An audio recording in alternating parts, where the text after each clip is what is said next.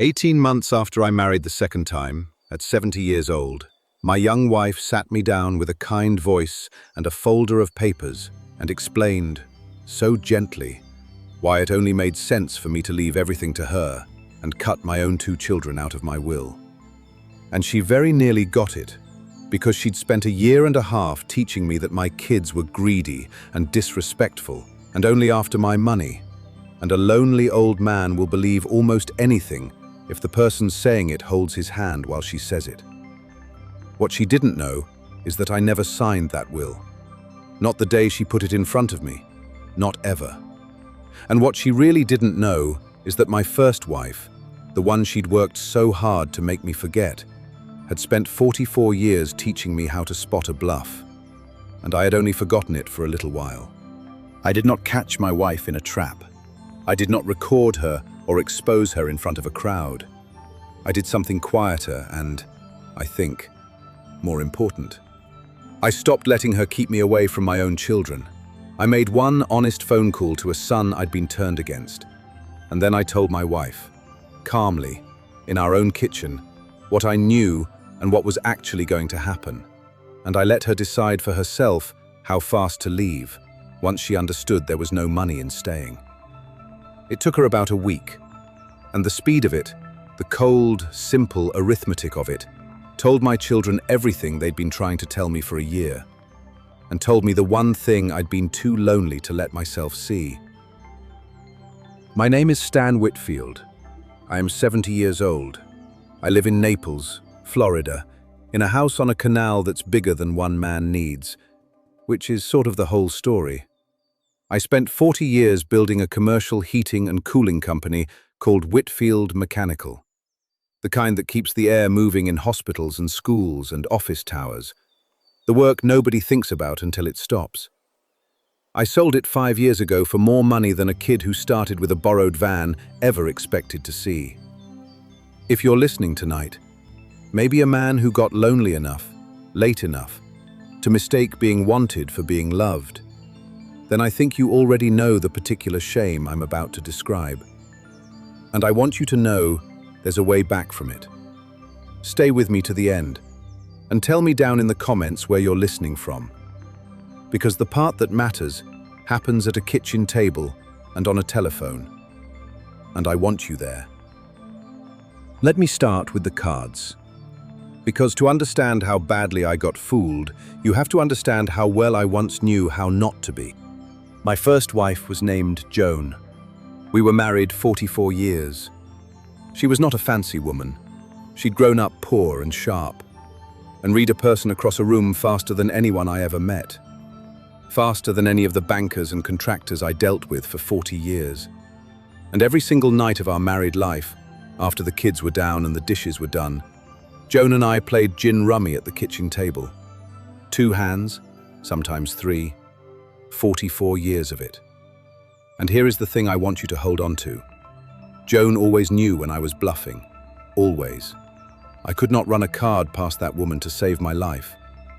She'd look at me over her glasses and she'd say, "Stanley, you've got nothing." And she'd be right. And she'd lay down her hand and take the game. And over 44 years of losing to her, I learned. I learned to read the little tells, the thing in a person's face that runs counter to the words coming out of their mouth. The way the eyes do one thing while the smile does another. I built a whole business on it, on knowing when a man across a table was telling me the truth and when he wasn't. I have a worn old deck of her cards in the drawer of my desk to this day. The corners soft, one of the kings creased from 44 years of being dealt. You'll hear about them again, because for about a year and a half, in the worst stretch of my life, I forgot every single thing those cards and that woman had taught me. And a man only ever gets taken by forgetting what he already knows. Joan got sick 4 years ago, and it was fast and it was cruel. And I sat with her in that hospital, and I held her hand. And when she went, 44 years went with her. And I was not prepared. Nobody is. I want to tell you what that kind of loneliness does to a man, because it is the soil that everything else in this story grew in. And if you skip past it, you'll think I was just a fool. And the truth is sadder and more useful than that. I had built my entire life on being the strong one, the provider, the man who handled it, whatever it was, so nobody else had to. And the cruel joke of being that man for 50 years is that when the one person you were handling it all for is suddenly gone, you discover you have no idea how to be handled, how to be comforted, how to even sit still in a quiet room. The house on the canal was so silent after Joan that I started leaving the television on all night just to hear human voices, any voices. I'd set the table for 2 out of 44 years of habit and then sit there looking at the empty chair. My kids, Joel and his sister, called and they visited, but they had their own families and their own lives 3 states away, and they could not move in and fill the hole, and I would not have let them if they'd tried. Because the man who handles things does not let his children see him drowning. So I drowned quietly, alone, with the TV on. And I am telling you plainly, from the other side of it, that a man who has never once in his 70 years been truly alone, suddenly left alone, is a man walking around with an invisible sign over his head that reads, "To exactly the wrong kind of person, easy mark."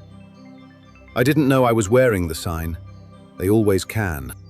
Tara found me about a year after Joan died, at the club, where I'd started going just to be around the sound of people. She was 45 then, warm and quick and lovely, and she had a way of listening to an old man's story like it was the most interesting thing she'd heard all week. She laughed at my jokes, the tired ones Joan would have rolled her eyes at, and she touched my arm when she laughed. And she made me feel, for the first time since the hospital, like a man, and not a widower in a too big house. I knew, somewhere down at the bottom of me, the arithmetic of it. I had spent 40 years reading what people wanted across a negotiating table, and I knew exactly what a 70-year-old man with a house on a canal and a company-sized bank account looks like to a beautiful, careful woman of 45. The data was all there. I just refused to read my own gauges, because I wanted, so badly, to not know. That is the thing I most need the men listening to understand. It was not that Tara fooled a sharp man. It is that a sharp man, lonely enough, will work very hard to fool himself, and will resent anyone who tries to show him the real numbers. I wanted to be chosen for myself so badly that I simply decided I had been. And a man who decides in advance what he is going to believe has already lost the hand. He just hasn't turned his cards over yet. We married 8 months after that first laugh at the club. My daughter cried at the wedding, and not the good way. My son Joel pulled me aside, careful and respectful, and asked me to please, just as a precaution, sign a prenuptial agreement. And I was insulted to my core, because to me, it meant my own boy thought I was a senile fool being taken, which of course is exactly what was happening, which is exactly why it stung. Joel and my old lawyer, a blunt man named Marv Kessler, more or less ganged up on me until I signed one, just to make them both stop looking at me like that. I signed it, angry, and I held it against my son for a year. I want you to remember that grudging, resentful signature, because it is the entire reason I am telling you this story, standing up instead of from the floor. Then the marriage started, and the woman who'd laughed at my jokes went quietly to work. It started with Joan. Tara couldn't abide Joan. Not the memory of a rival, exactly. More like a competitor for the estate who happened to be dead. She wanted Joan's pictures down, said they made the house feel like a museum. She wanted Joan's garden, the roses Joan had planted over 30 years, torn out for something modern and low maintenance. She stopped me, gently, from visiting Joan's grave on the anniversary, said it wasn't healthy, that I needed to look forward, not back. Piece by piece, she worked to erase the woman I'd loved for 44 years, and I let her do a frightening amount of it. Because grief makes you pliable, and because Tara always framed it as being for my own good, my healing, my happiness. But the real work, the patient, cold work, was on my children. It was never a frontal attack, because a frontal attack is something you can see and defend against. It was 18 months of small poisons, each one too small on its own to argue with. After Joel called or visited, Tara would wait a day, then mention, sadly, almost reluctantly, how she'd overheard him asking pointed questions about my accounts, how worried he'd seemed about his inheritance, how it had made her so uncomfortable she hadn't wanted to tell me. None of it had happened. But it didn't come as an accusation. It came wrapped in tender concern for my feelings. And that is the form a poison has to take to get past a grown man's guard. When my daughter called, Tara would set the phone down after and sigh and say, gently, that it seemed like she only ever reached out when she needed something, didn't it? Had I noticed that? She'd take a completely innocent thing one of them said and repeat it back to me a week later with one word changed, one bit of tone added. Just enough to put a small blade inside it. And she was patient. She'd had practice. I would learn later, though I didn't know it then. Drop by drop, over a year and a half, she built a wall between me and the only two people on this earth who actually loved me. And the terrible genius of it was that she built that wall out of my own grief and my own vanity. Because part of me wanted to believe my kids were the problem. If they were greedy and disrespectful, then marrying Tara wasn't a lonely old man's mistake. It was a wise man choosing the one person who truly valued him. And I had bet the whole back half of my life on that being the story. So I had every reason to keep believing it.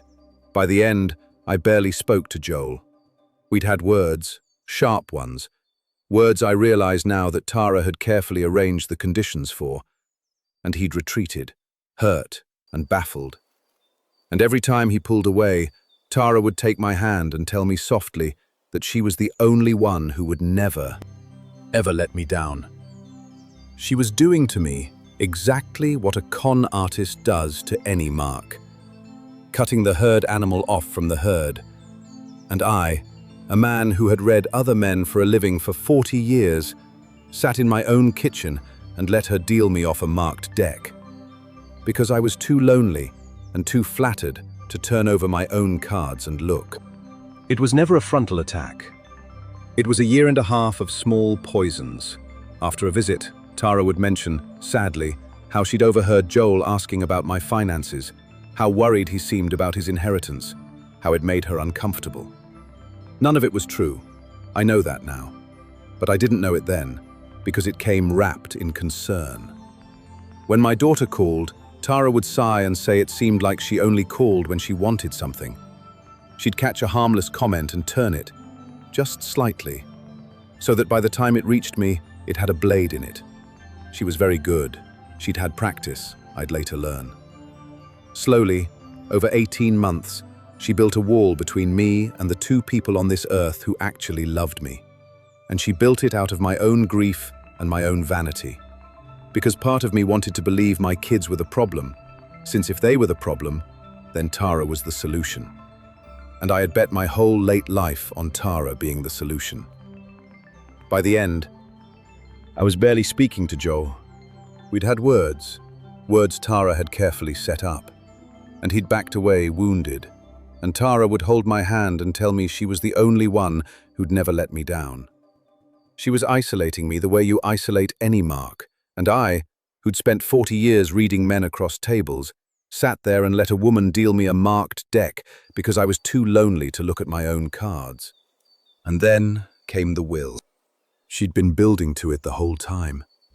I see now. She sat me down one evening, warm and serious, with a folder her lawyer had prepared, and she walked me through why it only made sense, at my age, to simplify, to make sure she was protected, since she was so much younger and would be alone so long after I was gone, to leave the house and the bulk of the estate to her, because the children, well, we both knew how the children really felt, didn't we? And hadn't they shown me? And wouldn't it be a kindness to be realistic about who'd actually been there for me? She had an answer for every objection before I could raise it, and she slid the new will across the table, tabbed and ready, the pen on top. And she held my hand and told me she loved me, and that this was just us taking care of each other. And I almost signed it. I want to be honest about that. Because the shame is the whole point of telling you this. I had the pen in my hand. To sign it was to be loved, or at least to feel loved for one more night. And to refuse it was to say out loud the thing I could not bear, which was that I was alone in the world and would be alone until I died. At 70, in a house so quiet you can hear the refrigerator, that is a brutal thing to admit, and the pen was the easy way not to admit it. My hand was on the paper, the pen was on the line. And then I did the one thing 44 years of gin rummy at a table just like this one had trained into my bones. I looked up. I looked at my wife's face in the half-second while she was waiting for the pen to move. In that small gap before a person remembers to keep performing. And I read the tell. The warmth was all in her words, and all in the hand holding mine. But it was nowhere in her eyes. Her eyes were flat and busy, doing the cold, patient arithmetic of someone watching a long, careful bet finally come in. And I'd seen that exact expression 1,000 times across 40 years of business tables, on the faces of men who smiled and shook my hand while they tried to take me. And Joan's voice came up in me out of nowhere, clear as if she was sitting in her chair across the table, saying the things she'd said 10,000 times. Stanley, she's got nothing, and you've got nothing, and you both know it. Lay it down. I set the pen down. I told Tara, in a tired old man's voice I only half had to put on, that it was a big decision, and I had a lifelong rule never to sign anything the same day it was put in front of me. An old businessman's habit. Nothing personal. Her hand tightened on mine, just slightly, just for a second, before the warm smile slid back into place and she said, "Of course, darling, take all the time you need." And in that one small tightening of her fingers, I saw the entire board, the way you suddenly see a whole chess position you'd been staring at blind. And then I did the thing Joan trained into me over 44 years of gin rummy at that very kind of table. I looked up at my wife's face while she was waiting for me to sign, in the half-second before she remembered to keep performing, and I read the tell. The warmth was in her words and her hand, but it was not in her eyes. Her eyes were doing the cold, patient arithmetic of a woman watching a long bet pay off. And I had seen that exact look across 40 years of business tables on the faces of men who were about to take me. And Joan's voice came up in me out of nowhere, clear as the kitchen light, saying, "Stanley, she's got nothing, and you've got nothing, and you both know it." I set the pen down. I told Tara, in a tired old voice I only half had to fake, that it was a big decision, and I never sign anything the same night. An old businessman's rule. Her hand tightened on mine, just slightly, just for a second, before she smiled and said, "Of course, darling, no rush." And in that one tightening, I saw the whole game. The way you suddenly see the whole board. The next morning, I didn't call Marv the lawyer first. I called my son. That was the real last move, and it didn't look like a move at all. It looked like an old man eating crow, alone, at his kitchen table, with his hands shaking. I dialed Joel, and it rang a long time, because why would he be eager to pick up for the father who'd spent a year and a half treating him like a greedy stranger? When he finally answered, his voice was flat and braced, ready for whatever new cruelty Tara had me calling to deliver. And I almost couldn't get the words out. But I did. I told him I was sorry. I told him I had been a fool, and worse than a fool, a coward, that I'd let someone walk me away from the best things I had left because I was too lonely and too vain to look at what was happening. and that I didn't expect him to forgive me. I just needed him to hear me say that I finally saw it. There was a long silence on the line. And then my son, this grown man with children of his own, made a sound I hadn't heard from him since he was small. And his voice broke all the way apart. And he said, "Dad, we thought we'd lost you. We didn't know how to reach you anymore. We thought she'd taken you and you were gone." 40 years of me being at a job site instead of his ball games, and 18 months of Tara's patient poison, all of it just dissolved on that phone call. Because that is what real love does the instant you finally hold a door open for it. We talked for 2 hours, the longest conversation my son and I had ever had in our lives. And we did the one thing Tara had spent 18 months making sure we never would. We compared notes. He told me the cruel things Tara had reported I'd said about him and his sister. Things I had never said, never thought. I told him the disrespectful, grasping things Tara had told me he'd said about me. Things he'd never said either. She had been standing in the middle, lying to both ends of the rope, and the whole elaborate structure she'd built over a year and a half came apart in about 20 minutes of 2 honest men finally talking. Because that is how every con dies. The moment the people it depends on keeping apart are finally allowed to sit down together and check each other's math. Then I called Marv, and Marv told me what I'd half forgotten. The prenuptial agreement, the one I'd resented signing, was solid. Tara was entitled to a defined and modest amount in a divorce, and not a penny of the estate beyond it, and nothing at all on my death unless I changed my will, which, of course, I had never done. The will still left everything to my children, the way Joan and I had written it together 20 years before. Marv said, "Stan, you understand that as of this moment, having signed nothing, you are completely protected, and she has no idea, because she's been operating this whole time as if that prenup didn't exist, and that new will was a formality. I had been playing a hand I thought I was losing, and it turned out I'd been holding the winning cards the whole time. Put in my hand by a son I'd pushed away and a wife I'd buried." I'll tell you the part where I nearly lost my nerve, because I did. And it wasn't about the money, it was about the loneliness. For a few days, between the phone call and the kitchen, I lay awake doing a different arithmetic, the arithmetic of a 70-year-old man, which goes like this.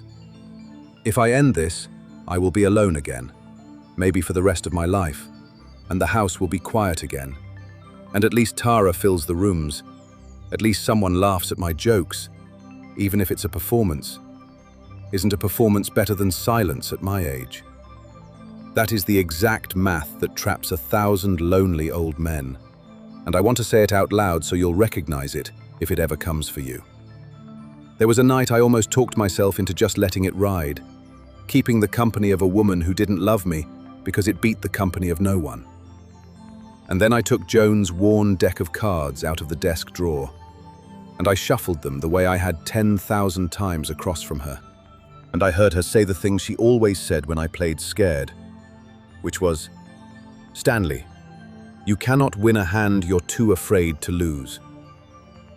In the morning I knew what I was going to do. I did not stage a confrontation. There was no audience, no recording running in my pocket, no dramatic reveal with witnesses. And I want you to notice that, because it's the part that makes this different from how a younger or angrier man would have done it.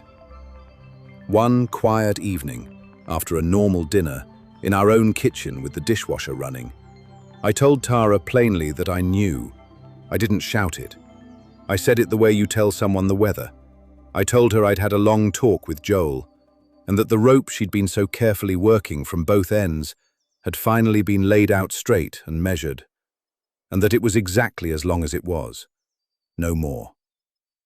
I watched her start to reach for the warm voice, the concerned face, the "it's not what it looks like," and I just kept going, calmly, before she could get a grip on the wheel.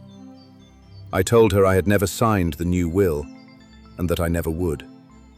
I told her the estate had always been my children's, and was going to stay that way. I told her the prenup she'd been pretending didn't exist was solid, and what it gave her, which was fair and was not a fortune. And I told her I wanted a divorce, that I would honor the agreement to the letter and not $1 less, and that I had no intention of fighting her or dragging her name around this small, bright town. Because there was nothing in it for me, and because a man with as few years left as I have has far better things to build than a courtroom.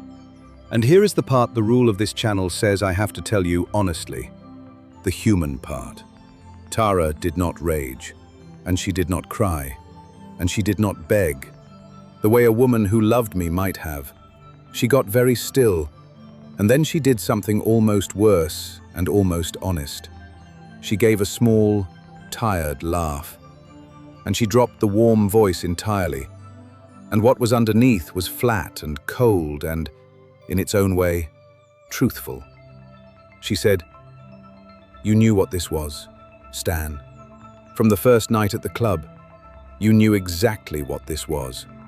And you wanted it anyway, because the alternative was dying alone in this big, quiet house. And I gave you 18 months of not having to feel that." She said, "Men like you don't get women like me for free. And women like me don't waste our best years on men like you for free either. And you can call that whatever ugly name makes you feel better. But you signed up for the same transaction I did. And the terrible thing, the thing that kept me from hating her the way you'd think I would, is that she was not entirely wrong. I had wanted the performance. I had bought it on purpose. We had, in a cold way, made the same bargain. And the only real difference between us is that I'd let myself forget it was a bargain, and she never had. That was her one honest moment, and I gave her the dignity of not arguing with it. She was gone within the week, and I'll tell you who she went to, because it's the last little nail. There was a man named Dean, about her age, who I'd met a few times as a friend of hers, and who turned out to be a great deal more than a friend, and who had, I gathered, been waiting in the wings the whole 18 months for the will to be signed and the clock on my life to do its work. The two of them had been planning their future on the back of my estate the way Tara and I had planned dinner. When the money vanished, so did she, straight to him, with a speed that would have been insulting if it hadn't been so perfectly clarifying.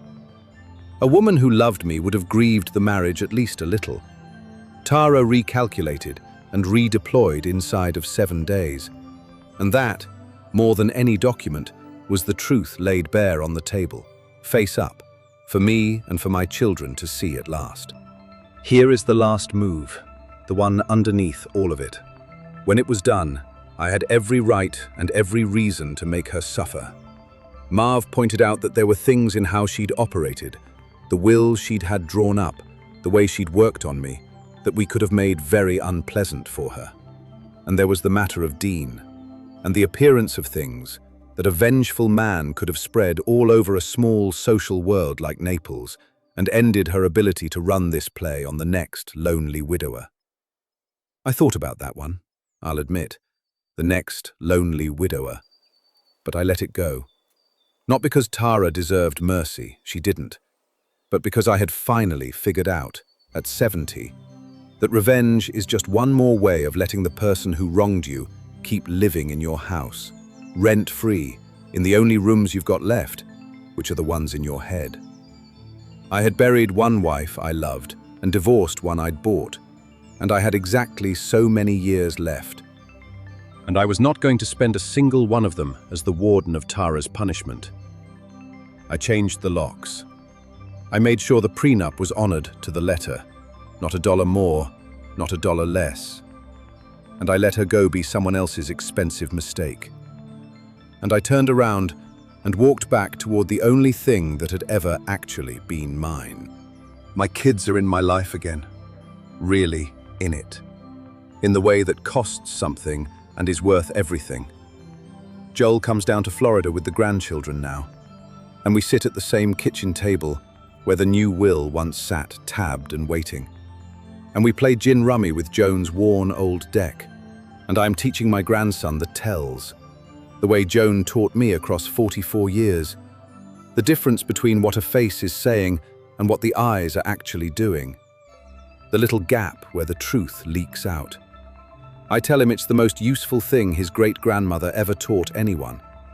And I don't tell him, yet, that it's the thing that nearly cost me everything, the year I let myself forget it.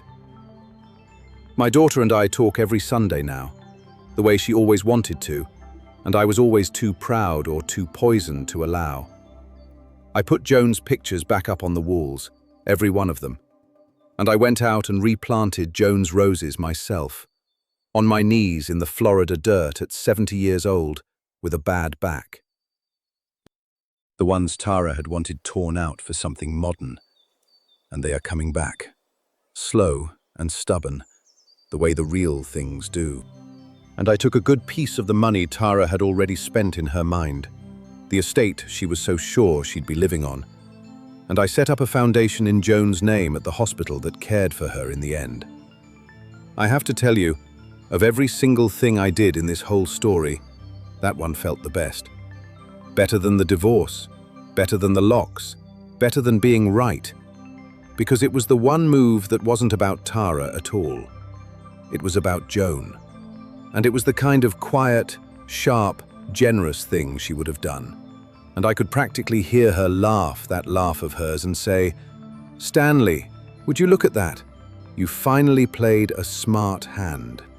So here is what I'll leave you with tonight, wherever you're listening from. When you are lonely enough, or grieving enough, or old enough to be afraid of the quiet, someone is going to come along who makes you feel wanted, and they are going to be very good at it. And the first thing they will do is work, patiently, to put distance between you and the people who actually love you. Because the people who love you are the only ones who'll tell you the truth about what's happening to you.